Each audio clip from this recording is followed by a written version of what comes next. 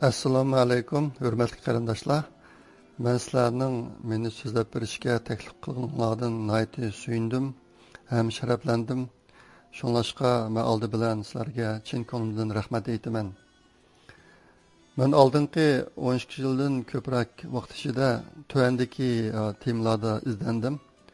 Qo'sh tillik ma'rif, ona til va yerlik millat ma'rifi, bola tarbiyasi, g'arb ma'rifidagi ilg'orliklar, kishilik taraqqiyot, muvaffaqiyatshunoslik, g'aribliklarning yezish usuli, shirkat qurish va shirkat boshqarish, Uyg'urlarning boshqalardan qilishmaydiganligi, ziyolilik, doilik nazariyasi, ularning doisi otillar va liderlik, yahudiylar, yaponlar va germanlar, din, ilm-fan va zamonavilik, psixologiyalik urush, Xitoylarning irqiy kamsitish xarakteri, koinotdagi ishlar va tashqi planeta.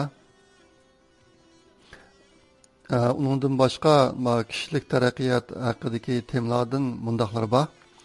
G'oyani to'g'ri tiklash usullari, g'oyani reallikqa aylantirishning sirli qonuniyatlari, kitobni tez o'qish va o'qigan mazmunlardan unumli foydalanish, uzun umr ko'rish usuli, ijodkorlik qobiliyatini o'stirish, baxt va hayotning qimmati, vaqtni to'g'ri boshqarish, muvaffaqiyat tanlamasi, ish unumi yuqori kishilarning odatlari, to'g'ri mag'lub bo'lish, ruhiy jihatda kuchli bo'lish usullari,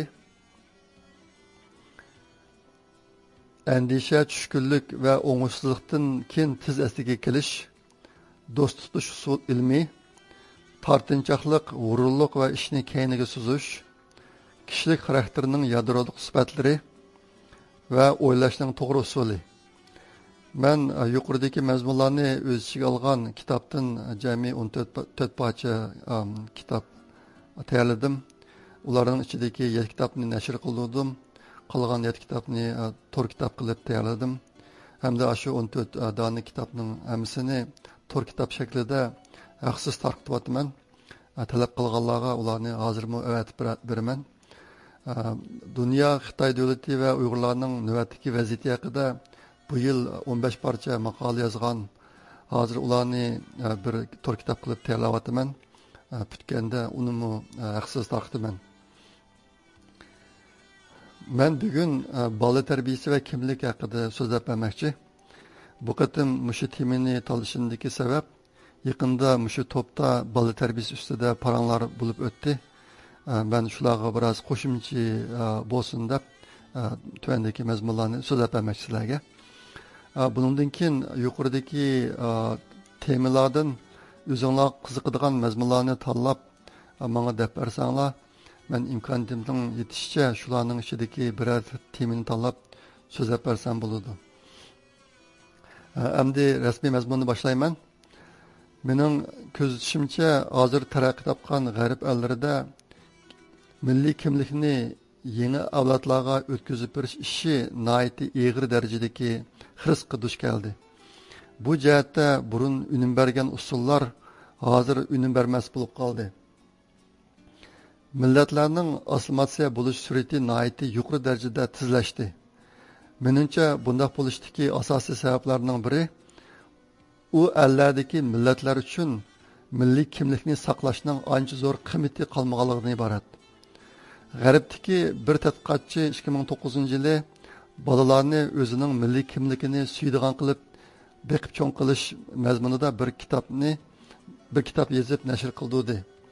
U o'z kitobida hozirgacha ilib berilgan ilmiy tadqiqotlar va e'lon qilingan ilmiy maqolalar, shundaqla o'zining 20 yillik ma'rif tajribasiga asosan bolalarni milliy kimlikni saqlaydigan qilib tarbiyalashning mundaq 5 yadroliq prinsipini yakunlab chiqdi. Birinchi, ota-onalar ulgu bo'lish. Men bola tarbiyasidagi ota-onalarning o'qituvchi bo'lish va ulgu bo'lish rolining muhimligi haqida o'zimning burunqi bir qancha parcha yozmalarda xil tafsili to'xtaldim. Boshqa Uyg'ur ziyolilarining bu vaqtda yozgan maqolalarimi ancha oz emas. Yig'inchoqlab aytganda, ko'plagan ota-onalar kimlikni saqlash ishida bolasiga yaxshi ulgu bo'lolmay, bolalarda kimlikni yetildirish yükini o'qituvchilar va diniy o'limalarga ortib qo'yadi. Natijada yaxshi natijaga erisholmayotdi. Bu yerdagi bir oddiy prinsip shuki, agar siz bolangizni uyg'ur qilib beqib cho'ng qilmoqchi bo'ldi ekansiz, siz o'zingiz chuqur bir uyg'ur bo'lib yashashingiz kerak. Ikkinchi, bolangiz uchun diniy tarbiyani yaxshi olib berish. Diniy tarbiyani bolalarning yoshiga mos keladigan, bolalarni qiziqtiradigan va bolalarni huzurlantiradigan usulda olib berish. Men yaqinda bolalarga dinni qancha yoshdan boshlab o'rgatsa eng muvofiq degan temada bir parcha maqola yozdim. Uningda bir g'arbda tunilgan Qur'on tili mutaxassisi, Qur'onshunos va diniy ziyolining ko'z qarashlari hamda bir qism hozirgi zamon ilmiy tadqiqot natijalari asosida o'tirg'i qo'yilgan ko'z qarashlar bor. Agar xohlasanglar, men shu temani bir leksiya qilib so'zlab beraman. Agar unday qilishni xohlamasanglar, shu maqolani o'zinglarning bir qatim o'qib chiqishni tavsiya qilaman. Ishni to'g'ri qilishning birdan-bir usuli ilmiy usuldan iborat. Agar siz bola tarbiyasida ishni ilmiy qilmaydi ekansiz, keyin o'zingiz cho'ng badallarni to'laysiz. Bolangizmi cho'ng badallarni to'laydi. Eng oxirida millatmi eg'ir badallarni to'laydi. Uchinchi, bolalarni o'z jamoati tarafidan o'rlashtirilgan va milliy tus olgan har xil faoliyatlarga qatnashtirish. Siz ma'lum bir ishga o'zingizning vaqti bilan kuchini taqdim qildi ekansiz, siz u ishga nihoyatda ko'ngil bo'ladigan bo'lib qolasiz. Ya'ni siz badal to'lagan ishga ko'ngil bo'lasiz. Agar bolalarni milliy tus olgan faoliyatlarga ko'plab qatnashtirmaydi ekansiz, ularning o'z kimligiga bo'lgan hissiyoti hargizmi taraqqiy qilmaydi. Bolalar uyda turayotgan vaqtda biz ularga bir qism ishlarni majburiy tenishimiz mumkin.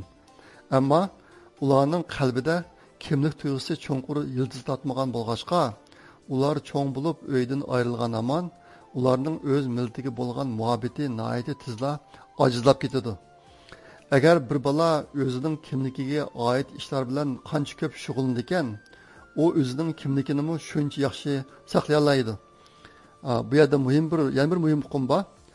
Bolaga milliy kimlikni hargiz darsxonada o'rgatib bo'lmaydi. U darsxonada o'rgatadigan narsa emas, uni jamiyatda o'rgatish kerak, amniyatda o'rgatish kerak. Hozir chet eldagi bir qism joylarda Uyg'ur jamoatlari farzandlar uchun kimlikni saqlashga zo'r foydasi bor ishlarni muddatlik o'rlashtirib turyotdi. Masalan, Yaponiyaning Tokio rayonidagi Uyg'urlar har yili yozda bir yerga jam bo'lib, bir kun madaniyat va sport faoliyatlarini o'rlashtiryotdi. U faoliyatlarning ichida maxsus bolalar uchun elib berilgan faoliyatlarmi xili ko'p. Uyg'urlar bir yerga jam bo'lib faoliyat elib borganda, bolalar qiladigan asosiy faoliyat diniy faoliyat bo'lib qolmasligi kerak. Uning aksicha, hozirgi zamonga mos keladigan sportlar va Uyg'ur madaniyati va Uyg'ur urf-odatlariga oid faoliyatlar bo'lishi kerak. Bunda qilishning ahamiyati nihoyat zo'r. 4. Jamoat barpo qilish. Insonlar ijtimoiy maxluqlarga kiradi. Biror kishilar to'piga tava bo'lishni istaydi. Biz biror kishilar to'piga tava bo'lish orqali o'zimiz uchun kimlik va hamrohlik topamiz. Bolalar o'zlarining qaysi kishilar guruhiga tava ekanligini va qaysi tarafni qo'llashi kerakligiga o'xshash ishlarni bilishga nihoyat qiziqadi. Shunlashqa ota-onalar bolalarga o'zlarining qaysi kishilar to'piga tava ekanligini davomli bildirib turishi, o'zlarining kimlar bilan bog'lanish ekanligini davomli ta'kidlab turish kerak. Bolalarni o'z guruhiga tava kishilar qo'rshab turgandilar, ular o'zi tava kishilar to'pining ishlariga qatnashishni xohlaydi. Agar bolalar o'z millat kishilari bilan birga yashay olmaydi ekan, ulardagi kimlik tuyg'usimi nihoyat sust bo'ladi. O'zi tava guruhining faoliyatlariga qatnashtirishdan boshqa, ota-onalar bolalarga o'z millatiga oid kitoblarni o'qishi va o'z millatining tarixiy asoratlarini ekskursiya qildirishi, o'qitishi va o'z millatining tarixiy asoratlarini ekskursiya qildirishi va o'z millatining tarixidan xabardor qilish kerak. Faqat shunda qilgandilar bolalarda o'z millati bilan bo'lgan bir xil ro'yi bog'lanish vujudga keladi. 5. Kimlik tarbiyasi. Agar bir bola kimlik tarbiyasini qancha ko'p olar ekan, uning o'z kimligini saqlashi shuncha yaxshi bo'ladi. Bir millat bolalarga usul o'ynash va naqsha aytishga o'xshash ishlarni o'rgatish nihoyat muhim. Ammo ularga qaraganda kimlik tarbiyasi texmi muhim. Agar kimlik tarbiyasi elib berilmaydi ekan, bir millat kishilarining jamoatlari nihoyat tezla yo'qolib ketadi. Hozir chet eldagi ba'zi joylarda Uyg'ur maktabi vujudga keldi. Masalan, Gollandiyada, Kanadada, Avstraliyada va Amerikada. Mana bu bolalarga kimlikni saqlashda eng unum beradigan tadbir. Nurg'un ota-onalar men bolamni o'z kimligi bilan beqib cho'ng qiladigan menda bolamni o'z kimligi bilan beqib cho'ng qiladigan qudrat yo'q deb o'ylaydi. Amniyat bo'lsa undaq emas. Siz bolangizni o'z kimligi bilan beqib cho'ng qilish uchun sizning bir diniy ziyoli bo'lishingiz shart emas. Siz bir qancha kichik tadbirlarni qo'llanish orqali oilangizdagilarning o'z kimligini saqlashiga zo'r darajada ta'sir ko'rsatasiz. Bugungi leksiya shu yerda oxirlashadi. Hammalarning so'zlarimni anglab berganlarga ko'pdan ko'p rahmat. Xayr xo'sh, Allohga omonat.